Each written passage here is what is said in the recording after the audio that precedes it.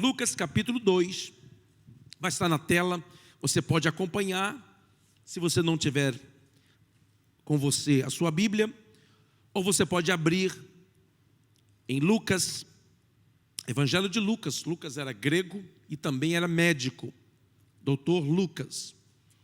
Ele escreveu também o livro de Atos dos Apóstolos.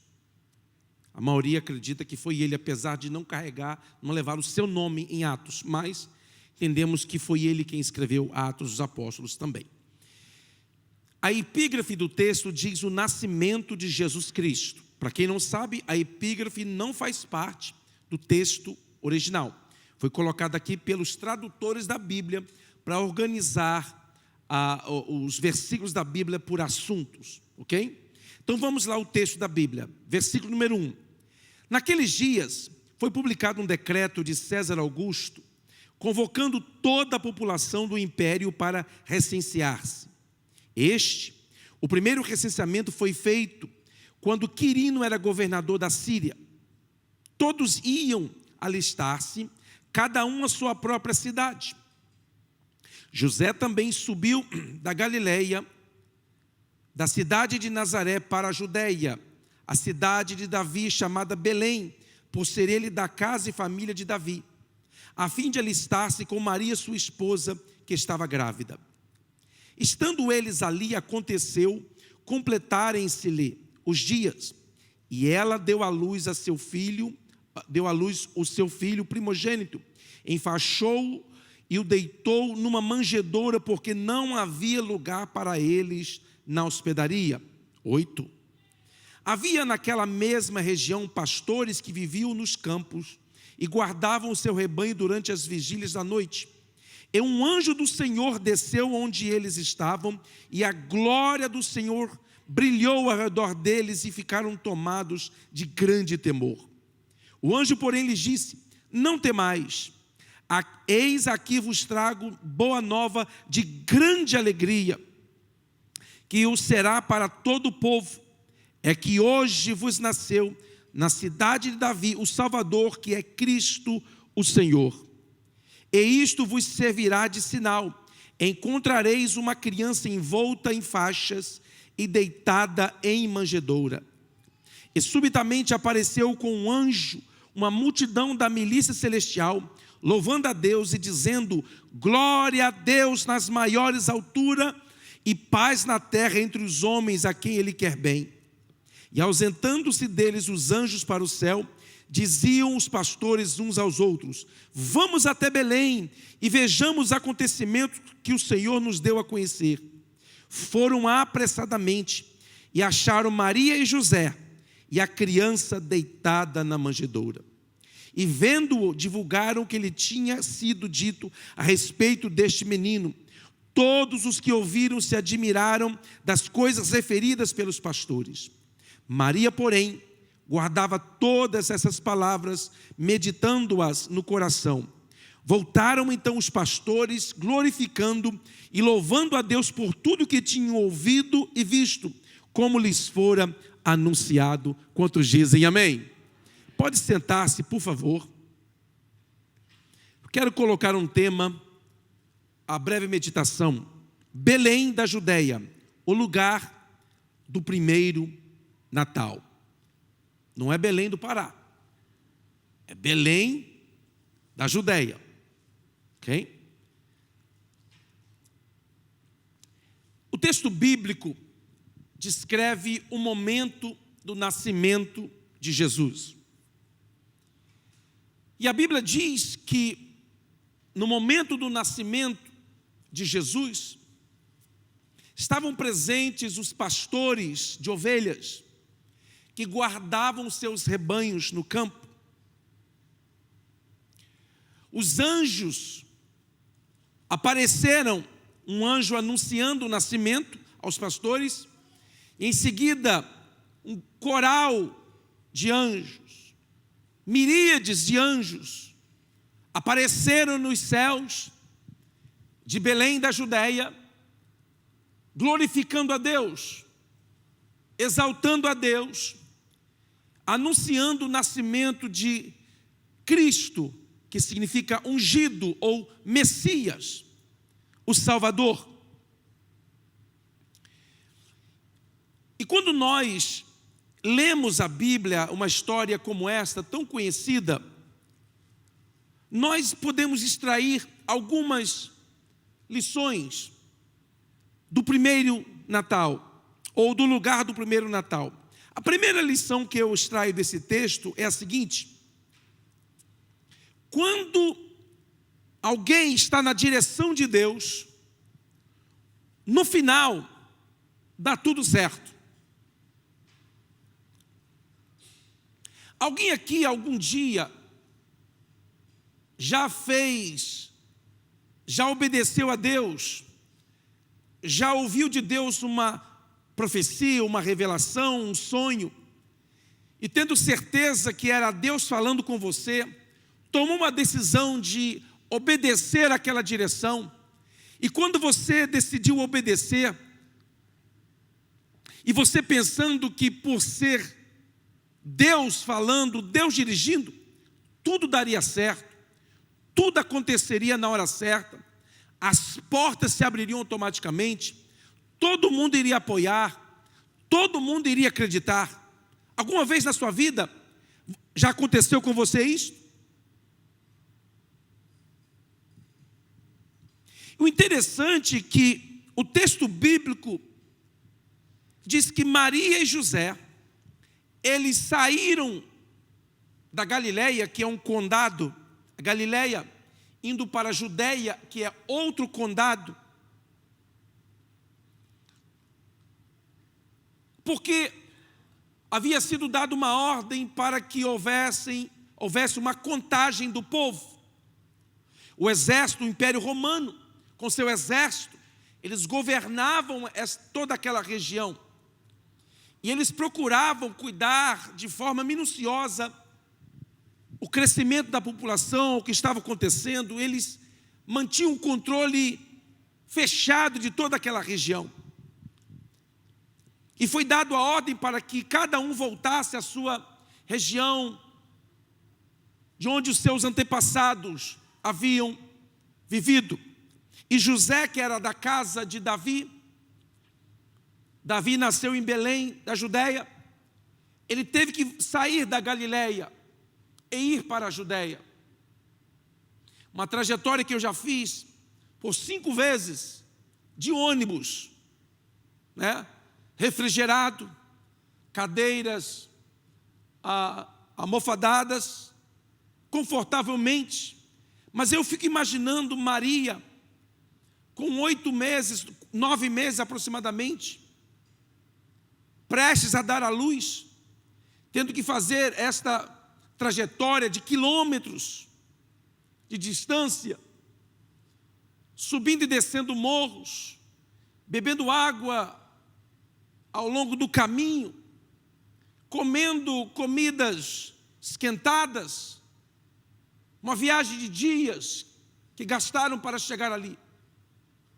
E quando chegaram ali, por causa do decreto, eles não encontraram lugar nas hospedarias, apesar de José ter dinheiro, porque ele era trabalhador, ele era carpinteiro, então ele tinha dinheiro para pagar lugar na hospedaria, tanto é que ele bateu nas portas das hospedarias, mas a Bíblia diz que não havia lugar para eles. Ninguém se compadeceu de um homem e uma mulher jovem, grávida de 9 meses, sentindo as contrações do parto, que se aproximava rapidamente. Ninguém se compadeceu, ninguém teve misericórdia, ninguém quis ceder o quarto de uma das hospedarias, para que eles pudessem entrar e ali receberem o seu filho. E parece que o tempo passou, os séculos passaram, e o ser humano continua da mesma forma, com o coração fechado, não permitindo que o Salvador do mundo nasça no seu coração. Eu entendo que quando nós estamos na direção de Deus, no final, vai dar tudo certo. Mesmo que ao longo do caminho algumas coisas não aconteçam do jeito que nós planejamos. Tem um texto bíblico de Romanos capítulo 8, versículo 28, que diz: sabemos que todas as coisas cooperam para o bem daqueles que amam a Deus, daqueles que são chamados segundo o seu propósito. Todas as coisas incluem as coisas boas e as coisas ruins, as coisas agradáveis e as coisas desagradáveis. Nós pensamos que quando Deus está na direção de uma pessoa, na vida de uma pessoa, tudo vai acontecer de bom e nada de ruim acontecerá. Mas não é isso que o texto bíblico ensina. O texto está dizendo que todas as coisas cooperam para o bem daqueles que amam a Deus, quer boas, quer ruins, quer agradáveis, quer desagradáveis. Quando uma pessoa está na direção de Deus, tudo que acontece, mesmo que seja ruim, Deus tornará em bênção. O texto bíblico diz que eles foram para Belém. O nome Belém é composto de duas palavras no hebraico, Bet Lehem. Bet, que significa casa, Lehem, pão. Ou seja, Belém significa casa do pão. Toda vez que você encontrar no hebraico, no Novo Testamento ou Velho, palavras como Betfagé ou Betsaida, Betfagé significa casa dos figos. Betsaida, Bet, casa, saida, pescadores ou peixe, ou casa do peixe. Betel, Bet, casa, El, Deus, casa de Deus. Belém, Bet, Lehem, que significa casa do pão. E olha que interessante, em Belém, que é uma cidade próxima de Jerusalém. Na última vez que eu estive em Israel, 2022, nós estivemos em Belém. Pela segunda vez visitei a cidade de Belém, bem próximo a Jerusalém.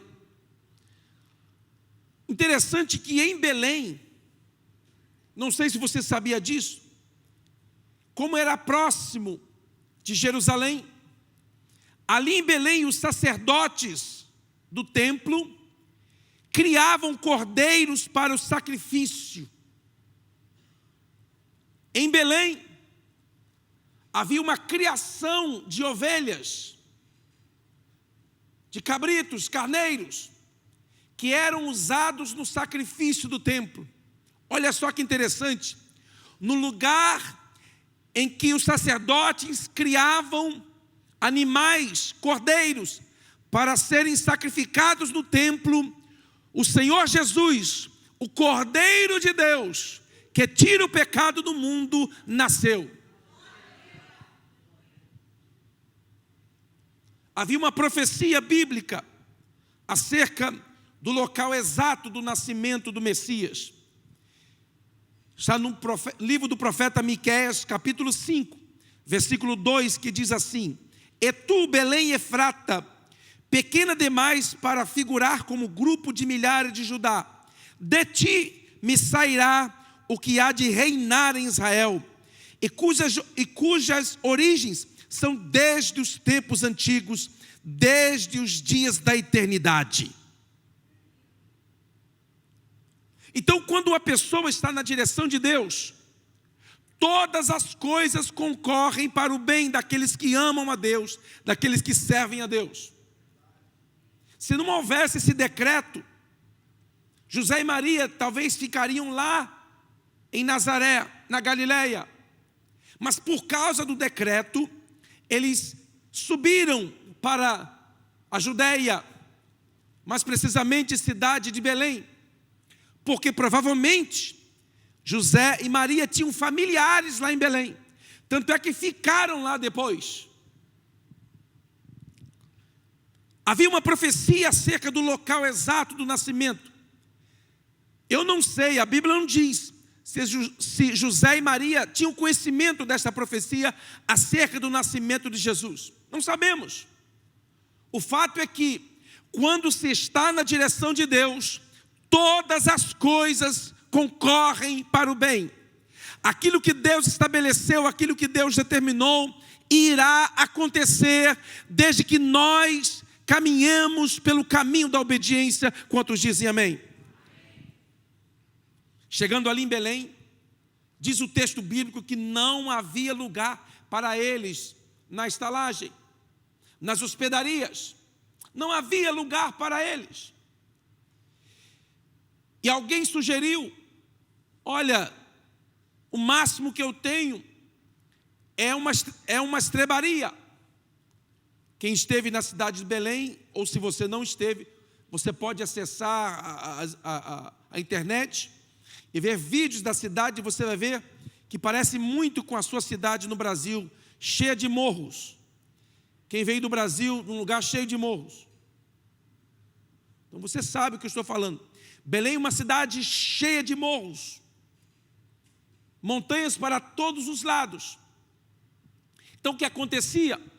Eles construíam as casas nas encostas dos morros, e parte da casa ficava como que pendurada.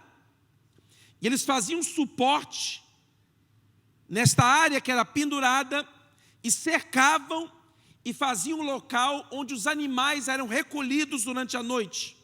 Esse lugar se chamava uma estrebaria. A maioria das casas tinham estrebarias. A maioria dos locais ali, dos prédios, das construções, eles faziam uma estrebaria para recolherem os animais durante a noite. Alguém diz: tem uma estrebaria aqui muito boa, muito espaçosa, quem sabe? Tem até uns animais lá dentro, vocês não se importam? E não tendo lugar para eles na estalagem, eles aceitaram a sugestão de alguém, e eles foram para dentro daquela estrebaria, José e Maria. Só que havia também uma profecia acerca do nascimento do Messias, do local exato do nascimento, do berço do Messias, onde ele seria depositado, onde ele deitaria pela primeira vez. Olha o que diz Isaías 1:3. Se você quiser me acompanhar, pode. Isaías 1:3 diz assim: o boi conhece o seu possuidor, e o jumento o dono da sua manjedoura. Mas Israel não tem conhecimento, o meu povo não entende. Isaías viveu 700 anos antes de Cristo. Ele é chamado de profeta messiânico. E ele deu, através de suas profecias, não apenas o lugar do nascimento do Messias, até mesmo a sua dieta alimentar e outros detalhes. Interessante que nos nossos dias as pessoas não conseguem ver o que Deus tem para eles no ano de 2024, que é na outra semana. Eles estão confusos acerca do plano e do propósito de Deus, o que Deus irá fazer nas suas vidas daqui a alguns dias, daqui a alguns meses. E o profeta Isaías, ele consegue ver não meses depois de sua vida, mas ele consegue ver séculos depois, 700 anos depois. Ele profetiza e ele diz que no momento do nascimento do Messias, o boi estaria ali, o jumento estaria ali, os animais estariam ali. Por quê? E ele diz: porque o meu povo está com o coração endurecido, eles não conseguem entender. Meu povo não entende as coisas de Deus. Porque quando nós tentamos entender as coisas de Deus com a mente racional, não compreendemos, porque as coisas de Deus parecem loucura para o homem natural, para o homem racional.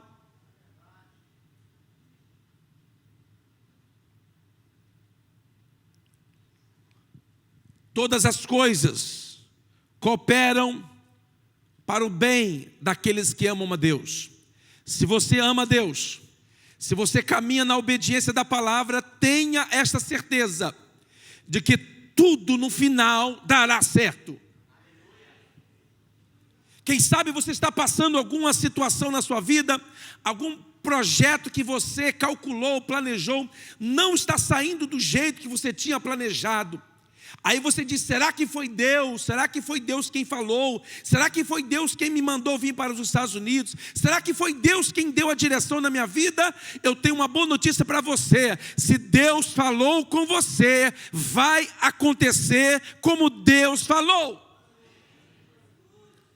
Essa adversidade, esse problema que você está enfrentando agora é apenas temporal. Quem sabe está servindo para provar a sua fé, a sua confiança, a sua determinação em crer, em acreditar em Deus. Mas uma coisa eu sei, se você está caminhando na direção de Deus, todas as coisas contribuem para o seu bem. Esta é a primeira lição que eu aprendo desse texto. A segunda lição está no versículo 8 do texto que nós lemos. E eu vou reler. Havia naquela mesma região pastores que viviam nos campos e guardavam o seu rebanho durante as vigílias da noite. Deixa eu dizer algumas coisas para vocês.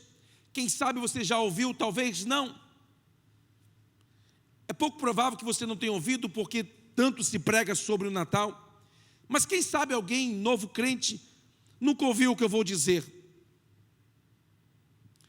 Os pastores guardavam as ovelhas durante a primavera. Por quê? Porque as ovelhas, segundo a tradição judaica, elas dão à luz na primavera. As ovelhas, elas passam pelo período do cio, onde elas se acasalam, e esse período do cio coincide com a primavera, sendo tempo de dar à luz a novos cordeiros. Então as ovelhas, elas não procriam ou procriavam o ano inteiro. Elas procriavam exatamente na mesma época, por volta da primavera. Porque no inverno, os pastores não ficavam do lado de fora, cuidando das ovelhas. Eles traziam as ovelhas para dentro. Então por que os pastores estavam do lado de fora? Porque era a época da procriação das ovelhas. E os pastores saíam em grupos, porque haviam inúmeros animais selvagens.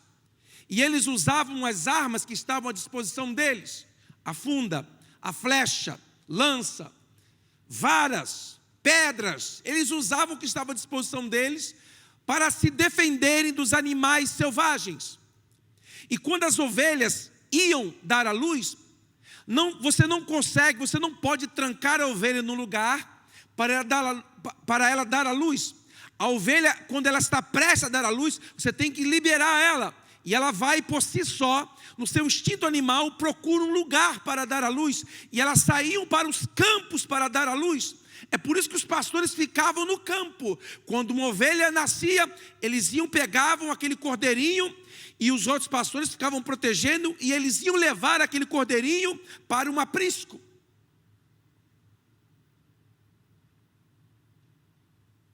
Então existem duas propostas para a data do nascimento de Jesus. Sabemos que não foi em dezembro, mas não importa se foi em dezembro, março ou setembro, não importa. O que nós celebramos é o nascimento dele. Ninguém sabe a data exata. Existem duas possibilidades, e essas duas possibilidades, dezembro não faz parte. A primeira possibilidade é em setembro ou outubro.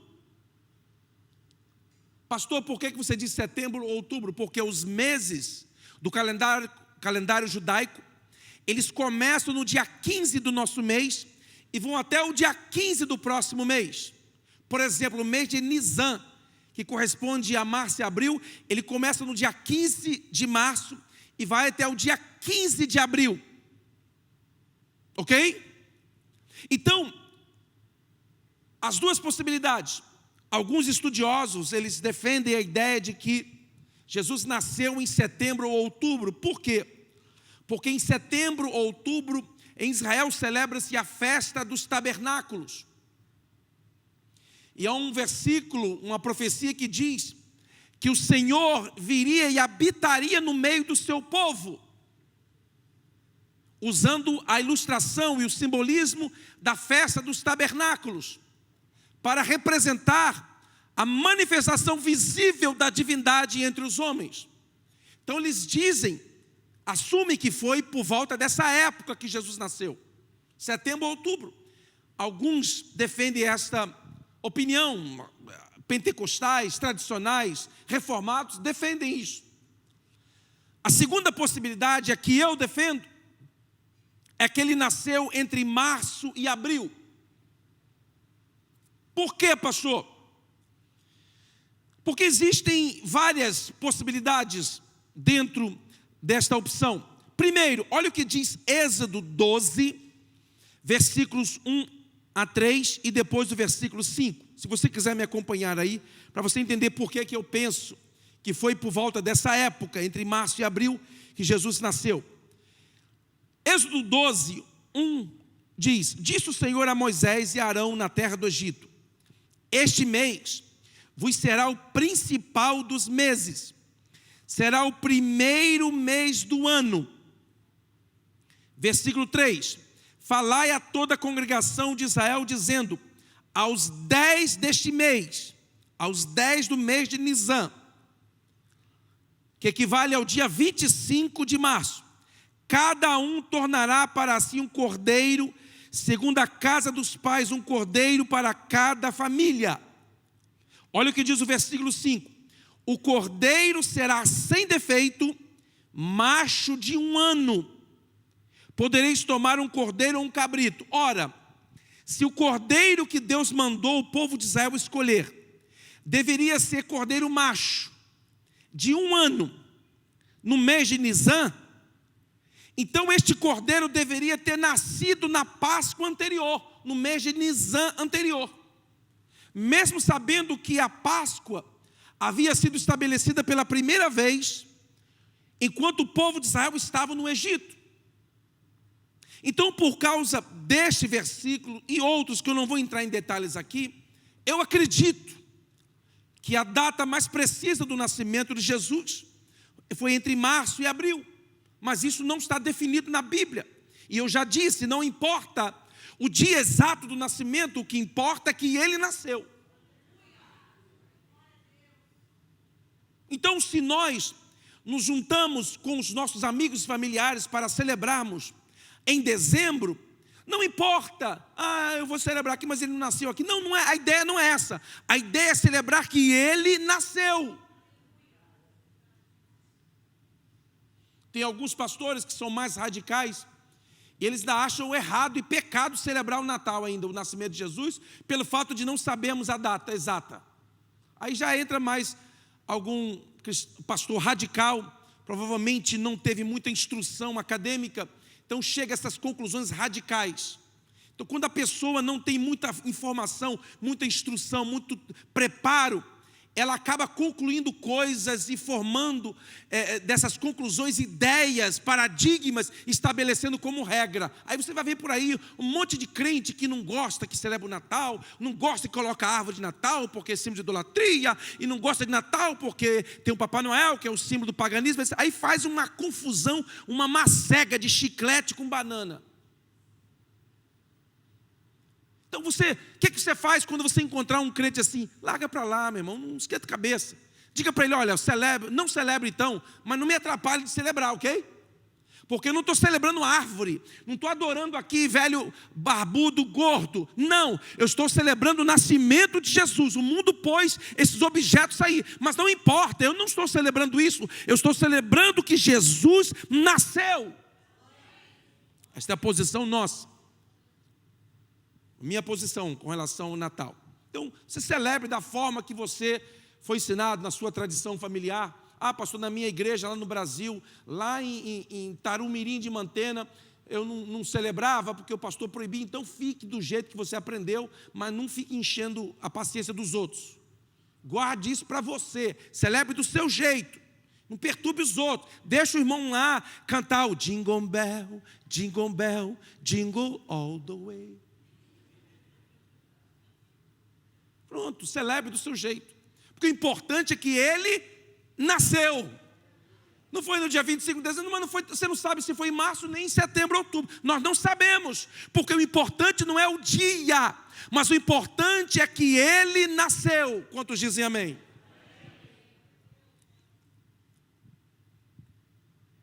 Por isso eu acredito que foi em março. Por quê? Porque na primavera era a época que as ovelhas davam uma luz.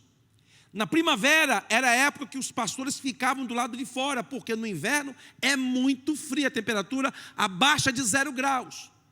Fica abaixo de 0 graus. Então, não foi no inverno, não foi em dezembro, porque dezembro é inverno lá. Então, provavelmente, ou foi no outono, setembro, outubro, ou foi na primavera, março ou abril. E você já viu que o diabo, toda festa de significado religioso, o diabo procura camuflar de alguma forma para tentar esconder a verdade dessa festa. Eu vou dar um exemplo, a Páscoa.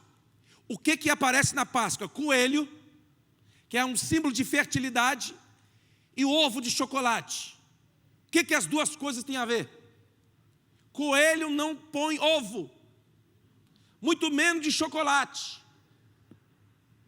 Só que o mundo celebra dessa forma, por causa das misturas durante os séculos que se passaram de celebrações. E por trás disso, eu vejo o diabo tentando camuflar. Chega na Páscoa, ao invés de celebrarmos a morte e a ressurreição de Jesus, ficamos com um monte de coelhinho de ovo de chocolate. Mas nós crentes que somos ensinados a palavra, sabemos a verdadeira forma de celebrar Páscoa. Sabemos como celebrar Natal e assim por diante. Quantos dizem amém? E eu louvo a Deus porque aqui na aba eu ensino as duas ideias para que vocês possam receber informação e saber como agir. Eu não fico manipulando e dizendo para você se você pode ou não pode colocar árvore na sua casa. Quem decide é você. Oh, graças a Deus, isso aí. Porque tem pastor que se mete na vida dos crentes, que não deixa eles viajarem, fica se metendo, quer escolher a roupa dos irmãos, das irmãs, o cabelo das irmãs. Eles esquecem que isso não está na Bíblia e eles se acham poderosos para decidir o gosto das pessoas. Por isso que eu ensino aqui a verdade. E você, se quiser obedecer, obedece. Se não quiser, não adianta. Porque eu demorei a descobrir na vida que eu só consigo ajudar alguém que quer ser ajudado. Uma pessoa que não quer ser ajudada não tem como ajudar. Diga aleluia. Diga assim, na aba, eu sou livre. Pronto, você é livre. Então não importa a data. O que nós celebramos é o nascimento de Jesus.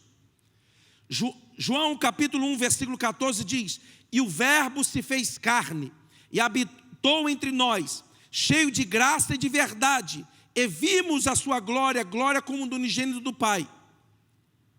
Celebramos isso, o nascimento. Então eu estava dizendo, o diabo quer colocar e camuflar cada festa. Por exemplo, dia 31 de outubro, o que celebra isso aqui nos Estados Unidos e pelo mundo afora? Halloween, não é isso? Mas nós cristãos não celebramos Halloween. Amém? Ok, eu sei que tem algumas igrejas que celebram, mas nós cristãos entendemos o significado dessa festa, por isso não celebramos. E é uma tentativa do diabo de camuflar, porque no dia 31 de outubro foi o dia da reforma protestante, da qual nós somos fruto dela. Então o diabo quer camuflar e dizer, aqui não foi aqui, não foi transformação e reforma protestante, não, isso aqui é celebração das bruxas. Então, em cada festa de simbolismo religioso, o diabo procura camuflar. Então eu pergunto, não poderia Jesus ter nascido no dia 1º de abril? Porque o Cordeiro Pascual de Êxodo 12, ele deveria ser oferecido no dia 14 do mês de Nisan, que equivale ao dia 29 de março, porque no dia 30 de março, porque no dia 1º, no dia 15 do mês de Nisan, a Bíblia diz que o povo de Israel saiu à meia-noite do Egito. Eles saíram sendo libertos do Egito. A figura da obra de Cristo na vida do crente, libertando o crente do Egito, que simboliza o mundo.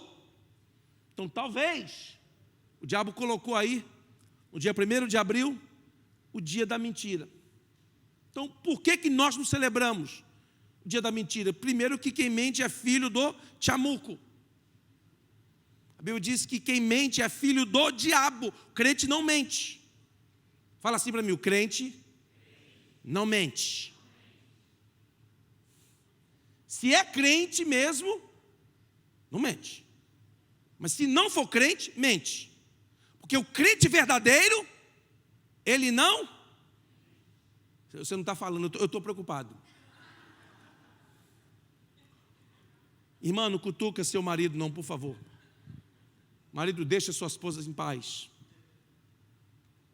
Mas o crente verdadeiro, ele não mente. Porque a Bíblia diz que o diabo é pai da mentira. Então quem mente é filho, é você que diz. Então o importante é que ele nasceu. Então quando você se reunir hoje, amanhã, com seus amigos e familiares, você não celebra de forma pagã, mundana. Você celebra o dia em que o Salvador desceu até nós, o Verbo se fez carne. Por quê? Porque todos pecaram e destituídos foram da glória de Deus. O apóstolo Paulo continua dizendo: por um homem entrou o pecado em toda a humanidade, da mesma forma, por um homem, o último Adão, não segundo, o último Adão, entrou a justificação e o perdão dos pecados para todo aquele que nele crê. Então o Natal é uma celebração, porque Deus desceu até nós para nos mostrar o caminho de volta para Deus. O Natal é uma celebração porque revela o amor e a humildade de Deus nascendo numa estrebaria para alcançar a todo que nele crê. Se ele tivesse nascido num palácio, ele se identificaria apenas com os ricos e milionários. Mas porque ele nasceu numa estrebaria, num lugar simples, num casebre, num lugar humilde, porque as pessoas da cidade estavam tão ocupadas com as suas coisas, que não notaram, que não viram, que não entenderam, que não perceberam que o Salvador do mundo, Deus Emanuel, tinha descido na pessoa de Jesus Cristo, ali em Belém da Judéia.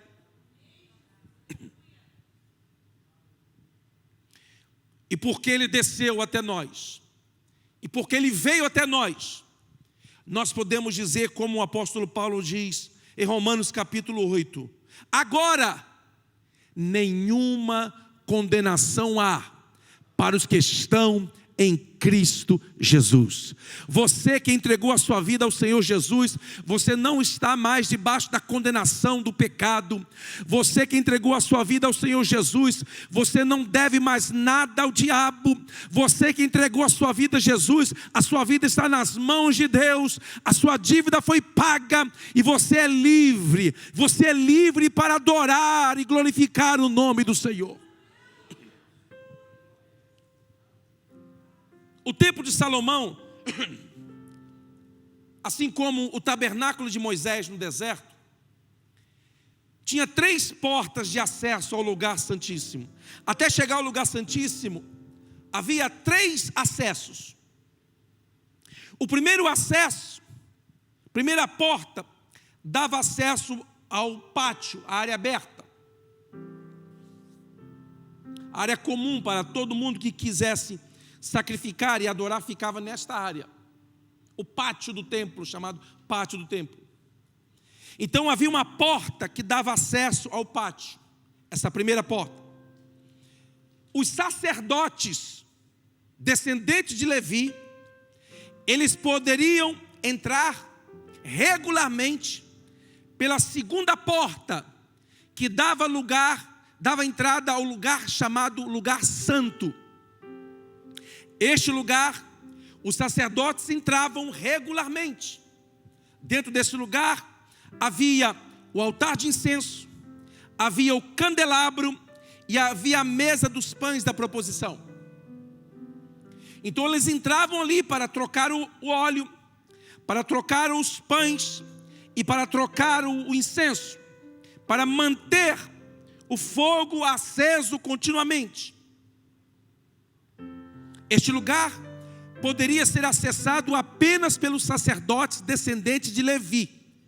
Então a primeira porta dava acesso ao átrio, a segunda porta de acesso restrito para os sacerdotes, apenas os sacerdotes descendentes de Levi. A terceira porta, que era chamada de véu, só poderia ser acessado uma vez por ano por um descendente direto de Arão. Não era qualquer sacerdote, era um descendente direto de Arão. Isso está na Bíblia. Então haviam 3 portas, se eu posso assim dizer. A primeira porta dava acesso ao átrio, a segunda porta dava acesso ao lugar santo, e a terceira porta dava acesso ao lugar santíssimo. Olha só que interessante.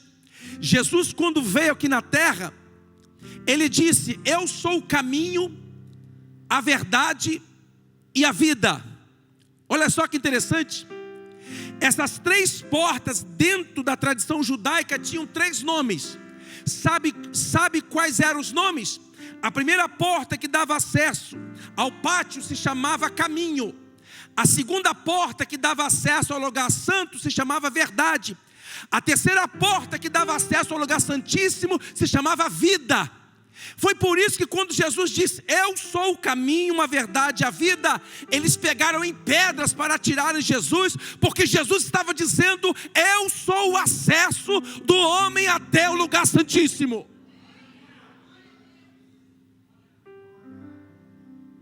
Ele não disse isso da boca para fora de forma impensada. Ele estava dizendo que o acesso do homem até Deus, o acesso do homem até Deus só tem uma pessoa, e esta pessoa se chama Jesus Cristo. Quantos querem adorar a Jesus Cristo, coloque de pé nessa hora.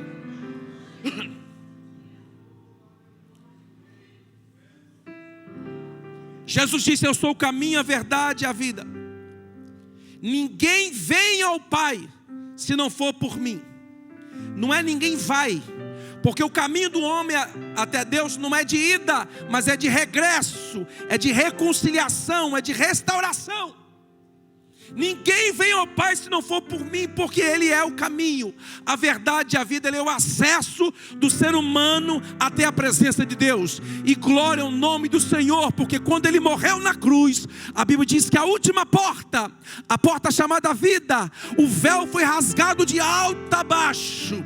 O véu foi rasgado, Deus estava dizendo: agora venham todos os pecadores, todos aqueles que aceitarem a mensagem da loucura da pregação da cruz de Cristo, que é poder de Deus. Todos aqueles que aceitarem podem chegar, podem entrar. Uma vez por ano, um descendente de Arão podia entrar aqui. A partir de agora, a partir de Cristo, todos aqueles que aceitarem a mensagem da cruz poderão acessar, entrar no lugar santíssimo para adorar a Deus. Este lugar que nós estamos hoje, que se chama igreja, que não é o prédio, mas somos nós que nos reunimos neste lugar. Este lugar sagrado se chama lugar santíssimo, onde no passado um homem entrava uma vez por ano, amarrado pela cintura, com sinos e romãs de ouro na borla de sua veste. Por quê? Porque se ele entrasse ali sem o devido processo de purificação, sem observar os cerimoniais, ele morria ali dentro na presença de Deus, e ele tinha que ser puxado para fora por uma corda. Tinha que ser puxado para fora, e o povo tinha que esperar um ano inteiro. Mas glória a Deus que Jesus Cristo entrou no lugar santíssimo e se ofereceu como sacrifício por mim e por você. É por isso que eu e você temos acesso direto à presença de Deus. Por isso o apóstolo Paulo escreve e vibra e diz: ei, agora, antes não, mas agora nenhuma condenação há para os que estão em Cristo Jesus. Eu e você temos acesso à presença de Deus. Então neste Natal, celebre o verdadeiro sentido do Natal. Eu sei que você vai comer pra caramba. Eu sei que você já começou a comer. E dá para ver de longe que você está comendo bem. Tem gente até glória a Deus, ó. Coma, se alimente, celebre com sua família, mas não perca o verdadeiro sentido do Natal. O Deus Todo-Poderoso se vestiu de humanidade e desceu até onde nós estávamos e nos alcançou lá embaixo, lá na estrebaria, o lugar que nós estávamos, na miséria, perdidos. Ele desceu até onde nós estávamos para nos mostrar. Foi por isso que quando ele cresceu e apareceu, ele disse: ei, eu sou o caminho, a verdade e a vida. Ninguém vem ao Pai se não for por mim. Ele é o acesso. E Ele comprou o meu acesso e o seu acesso. Ah, pastor, mas eu sou dessa religião, eu nasci nela e vou morrer nela. Você pode até morrer nela. Se for Jesus Cristo que você estiver morrendo por Ele, sim, glória a Deus. Mas se for apenas pela placa de uma igreja, eu lamento dizer que igreja não salva, que placa de denominação não salva. Quem salva é Jesus. Eu quero encerrar. Meio-dia 6, falei que ia encerrar já. Quero dar uma oportunidade, quem sabe, alguém que entrou neste santuário e diz: pastor, eu preciso reconciliar-me com Deus. Pastor, eu ouvi a mensagem simples que você pregou do Natal, e eu quero ter esse verdadeiro sentimento do Natal na minha vida. Eu não quero apenas celebrar com presentes, com comidas, com amigos, com familiares, mas eu quero celebrar o verdadeiro sentido do Natal, que é o nascimento do Salvador. E Ele não teve lugar em Belém, mas tem lugar no meu coração. Ele pode nascer na minha vida e fazer tudo novo. E vocês sabem que eu prego, mas termino com apelo. Alguém que quer entregar a sua vida ao Senhor, alguém que quer reconciliar-se com Deus, se há, levante a sua mão assim, só para eu orar por você. Se há, levante, nós queremos apenas orar. É o que nós queremos, é o que nós podemos fazer por você. Há alguém que quer, nesse dia 24 de dezembro, eu não vou insistir muito, porque não é por força nem por violência, mas é pelo meu espírito, diz o Senhor. E quando uma pessoa diz não para um apelo como este, não está dizendo não para mim, está dizendo não para a mensagem de salvação, está dizendo não para a cruz de Cristo. E você tem o direito de dizer não se quiser. Então eu pergunto pela última vez: há alguém que necessita de reconciliação com Deus, que necessita de reconectar a sua vida espiritual com Deus, que está vivendo na prática do pecado, está distante de Deus, e você sabe que se Jesus viesse hoje para buscar a sua igreja, você ficaria aqui na terra por causa do seu estilo de vida, e você diz: eu não quero sair deste lugar, eu quero aproveitar este ambiente, esse culto de Natal, para reconciliar-me com Deus. Aonde está? Se há alguém, pela última vez, alguém, levante a sua mão se há. Se não há, nós queremos orar. Respeitamos a sua decisão e nós vamos orar nesse momento. Te damos graças, Senhor, nesse dia 24 de dezembro de 2023. Celebramos o verdadeiro sentido do Natal, que é o nascimento do Salvador do mundo, e permitimos que Ele tenha nascido nas nossas vidas. E como Ele nasceu nas nossas vidas, Ele fez tudo novo. Queremos continuar a viver em novidade de vida na Tua presença. Guarda todos que aqui estão, os familiares, os amigos. nesses dias de celebração, que nós possamos celebrar na tua presença, conscientes do teu plano, do teu propósito para cada um de nós.